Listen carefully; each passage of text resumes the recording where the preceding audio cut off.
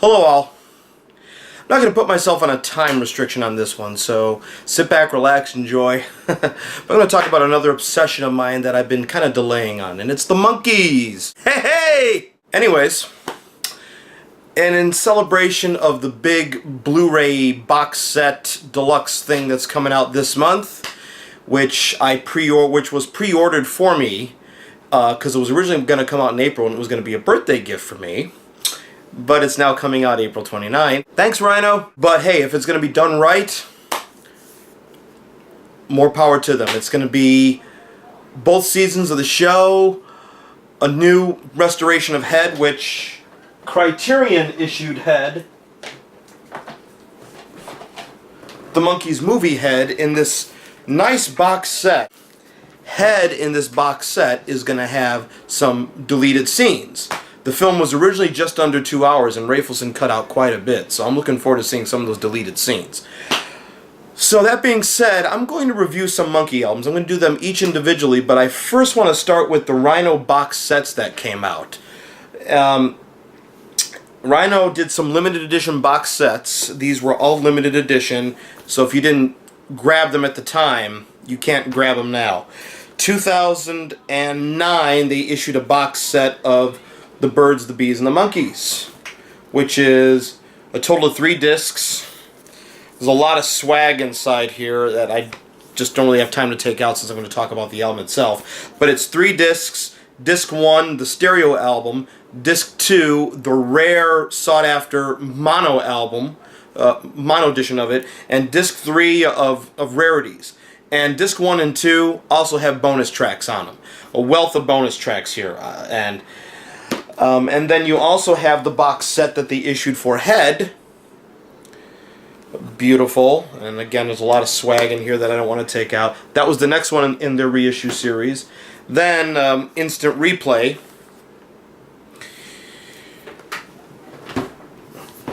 The Monkees Present.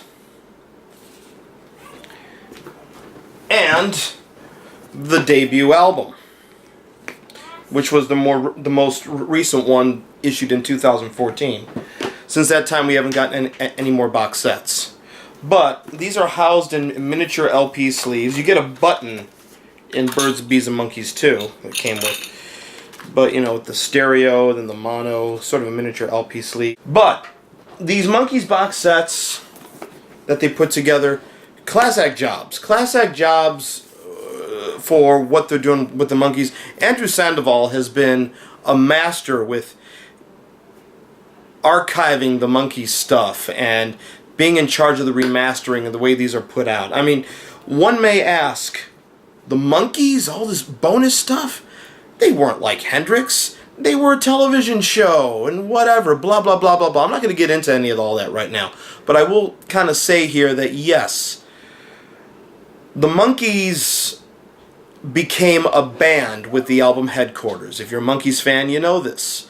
Headquarters, early 1967, was a band album. They were playing their own instruments. They finally won. They wrestled control from the producers. And then, in my eyes, the masterpiece, Pisces, Aquarius, Capricorns, and Jones Limited, it was still them as a unit. Peter was playing a lot of the keyboards, Mike doing a lot of the rhythm guitar, but Mickey didn't want to play drums, so Eddie Ho did drums. But it was still a group effort, creative control. Then after that, they had no time for it anymore.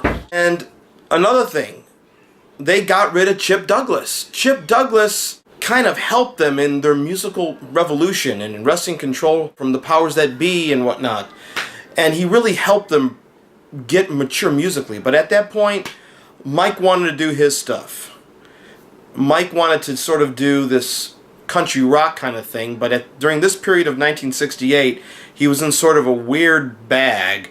Not so much doing country rock or doing psychedelic country rock and whatever they were called, along with getting into music of the 20s, ragtime. Davey was he was into Broadway pop. That's where his head was at.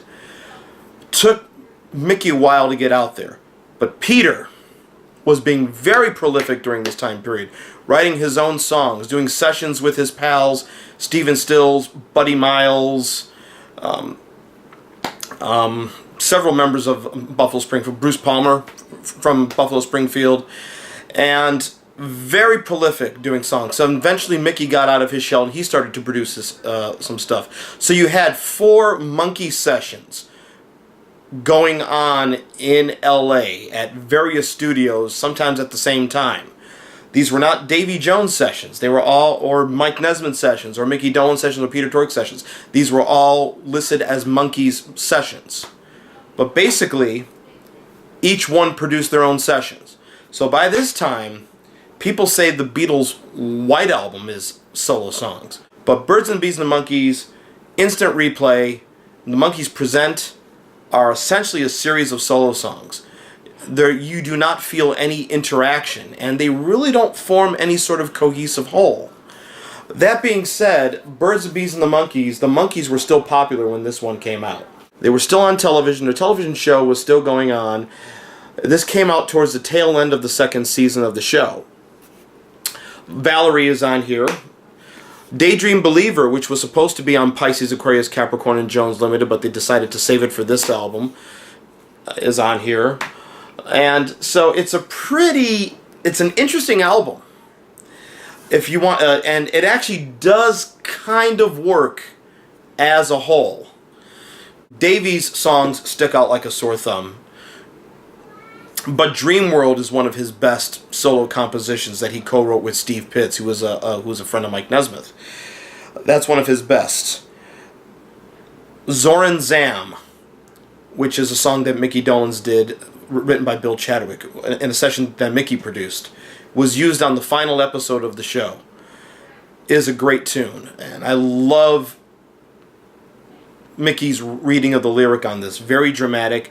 Tommy Boyce and Bobby Hart came back, producing sessions for the Monkees, but under the name Produced by the Monkees. That's another thing about this album. The producer's credit is Produced by the Monkees, which was much more of a contract thing. They demanded it, and they said okay, even though they were all individually produced tracks. If there's one sad thing about this that the CD box set actually makes up for, is Peter. Peter is not represented on the album. Peter was still an active part of the group. One of his songs, long title, Do I Have to Do This All Over Again, was eventually used for Head. But in one of the initial running orders of the album, it was going to be on this album. That was knocked off. Another song that Peter was working on was Lady's Baby. He did several sessions of it. Peter was the quintessential hippie of the group. Graham Nash, in his autobiography, even said that Peter's house was the place to go to for partying back in the late 60s. And Peter was living with a girl who had a baby at the time, and he was inspired by this, and he wrote this. It's a beautiful song, too, Lady's Baby, with Stephen Stills doing some great guitar bending on it. There were several versions of it, and several expensive recording sessions of this. One of the versions, the more famous version of the song, had their engineer, Hank Cicalo, following the baby crawling around on the floor with a boom mic, trying to get the authentic sounds of the baby making noises and talking gibberish, being natural. So, but it's a great song. In fact, Peter's songs that were not issued but were recorded during the time, and I'm glad this box set has them, are probably better than half of the songs that are on this actual album. I mean, the more thought was put into them. I mean, Tear the Top Right Off My Head, which was used in, there's a scene where Peter and Mickey are jamming on the tune in the 2nd season, the episode Hitting the High Seas. And that should have been on this album. I would have knocked off, and I'm rewriting history here, We Were Made for Each Other, and put that in place, because Peter is only represented on Daydream Believer with the piano part, but that was recorded the previous year. So it's kind of unfair that I think Peter is really not represented, as he did some of the best songs for this album. That being said, this is a class act job that Rhino did for the box set. And it rights a lot of wrongs, not meaning to quote Mike Nesmith's song on this album, but it does right a lot of wrongs off of this album here. And I think, looking back, It's not as strong as the big four, the Monkees debut, More the Monkees, Headquarters, Pisces, Aquarius, but it does really showcase their individual strengths. And I think, with the exception of omitting Peter's songs from the album, it does in the end form a cohesive whole to a certain extent.